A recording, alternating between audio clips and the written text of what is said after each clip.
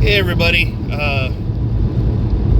So it's March 21st, 2024. I have some other perspectives and insights to share. So, yeah. Any of you out there, or any of you fans of the Rolling Stones? You listen to any of their music at all? I'm not a huge fan. I mean, they're not my favorite band in the world, but I don't dislike them. I actually like some of their music. One of their song lyrics is truly profound, and I wanted to share a thought on it, and how it relates to just life in general, and life for me. So the line is, you don't always get what you want, but you always get what you need. And that is so biblically profound, because it's so true. When we pray to the Almighty, we ask for all manner of things. We could ask for peace for the world, or we could ask for, hey, I need some money to pay this bill, or I need this, or I need that, or hey, I really like really want this new pair of shoes. Right? When we pray, we as mere mortal humans, sometimes we don't pray, the will of God. And oftentimes I think that is why when we do pray and we don't get our prayers answered, well, first of all, prayers are always answered. No is an answer. We don't like it, but it's just like when you were a kid and you wanted something, or you wanted that toy and your parents said no. There's probably a good reason for why they said no, right? But you didn't realize it or recognize it at the time, as you just thought, no, they're just being mean, blah blah blah blah. It's the child in us. That's how we see it. But there was a practical reason for why the answer was no, and in my case, it was usually because, hey, what you want is too much. What you want is too expensive, and it's not worth it. I'm reminded of an auction I went to with my stepdad one time in Aurora, and I saw this really cool toy. I mean, and it was something out of the 70s. And mind you, this was probably 1983, 1984. So a lot of the toys that would end up in an auction were something that would probably be out of the 70s. Well, I thought it was the greatest thing since sliced bread. I looked at my dad and said, I want that. And then the bidding war had ensued. Dad raised his paddle once, and then someone else outbid him. And I was like, Dad. And he turned around and he looked at me and he said, it's too much. Now, as I'm older, I thought it was highly unfair that I didn't get that toy. But what Dad was trying to instill in me was that, in 1983, $75 was a lot of money. I think that's what it ended up going for. It was about $75. $75 was a lot of money for a toy that I would, play with, and just play with until I got bored with it. And then I'd shelve it. I wouldn't play with it again. My stepdad understood this. He recognized this. He knew what was going to happen. He knew that, it was just a fad of the week. And,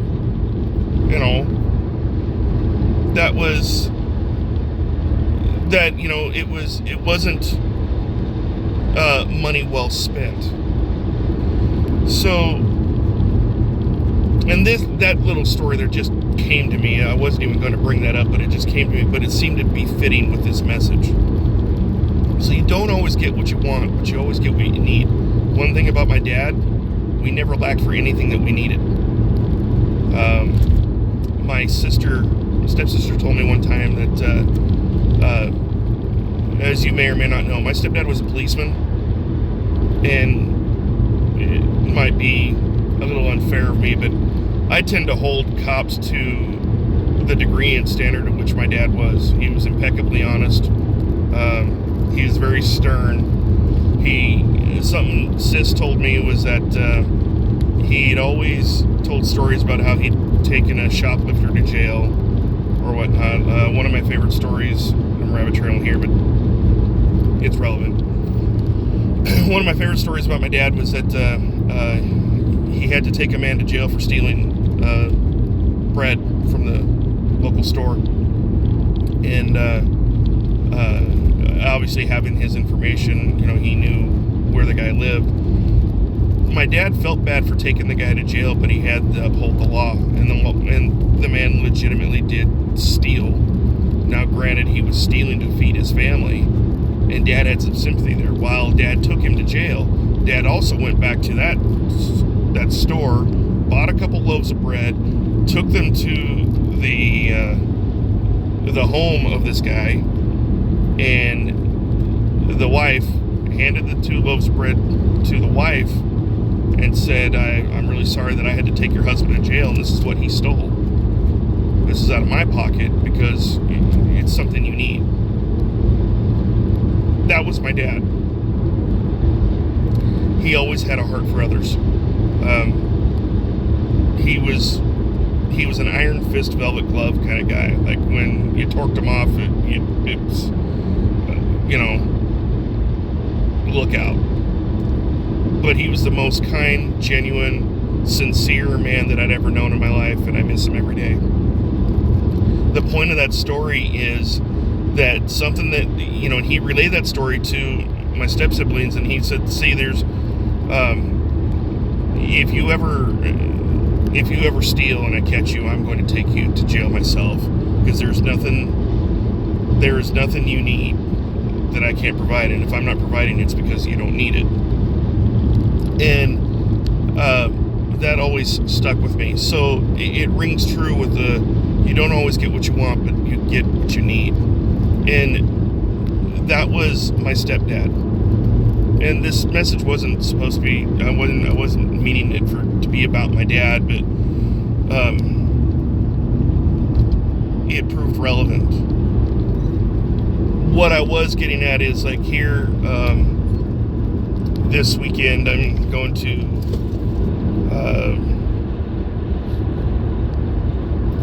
to hang out with some friends. All next week, I am house sitting for my pastor.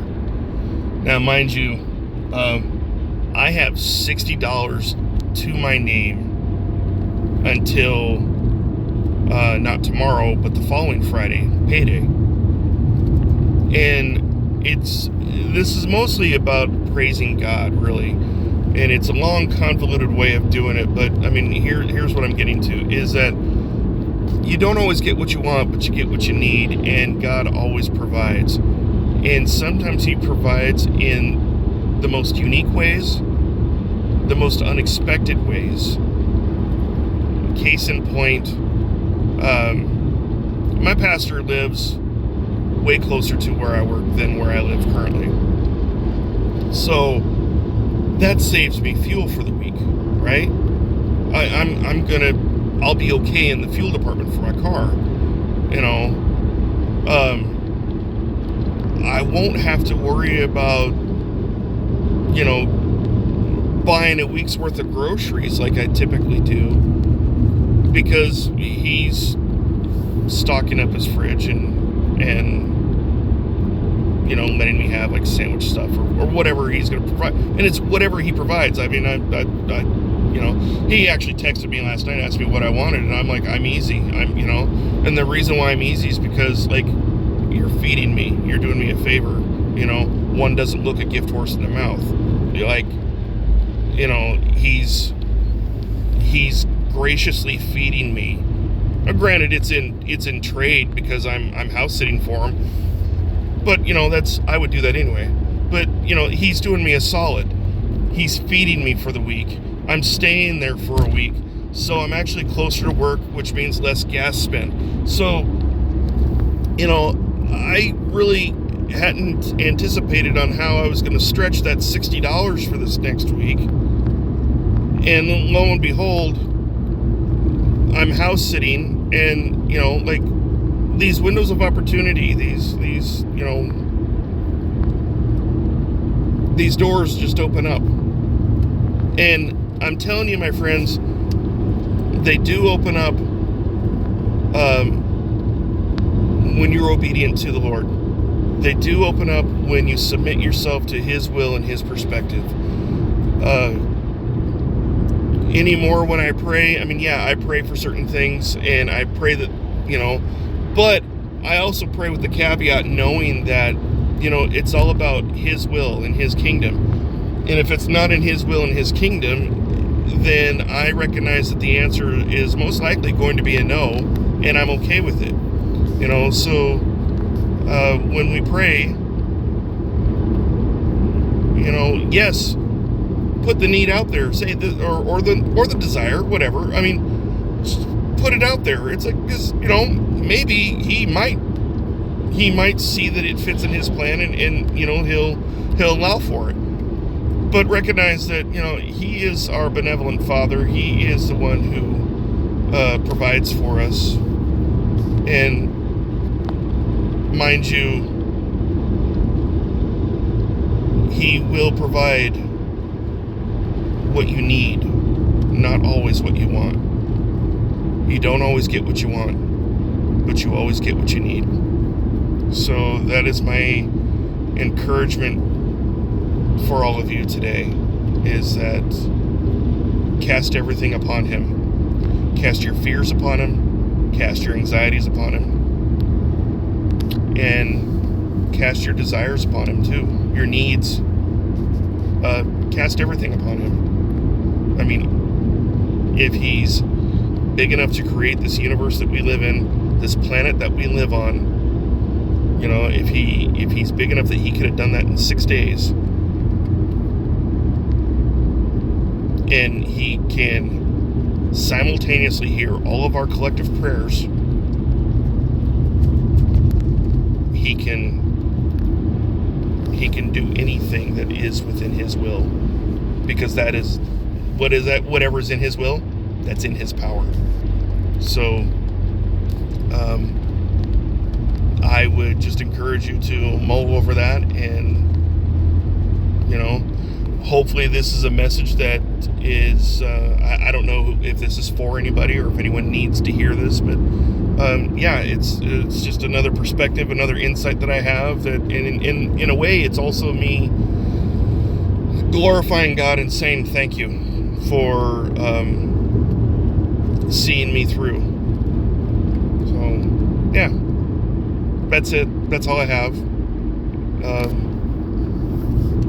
So be good to yourselves, be good to each other, love one another as the Lord has loved each and every one of us, and I'll talk to you again soon. Have a good day. Have a blessed day. All right, bye.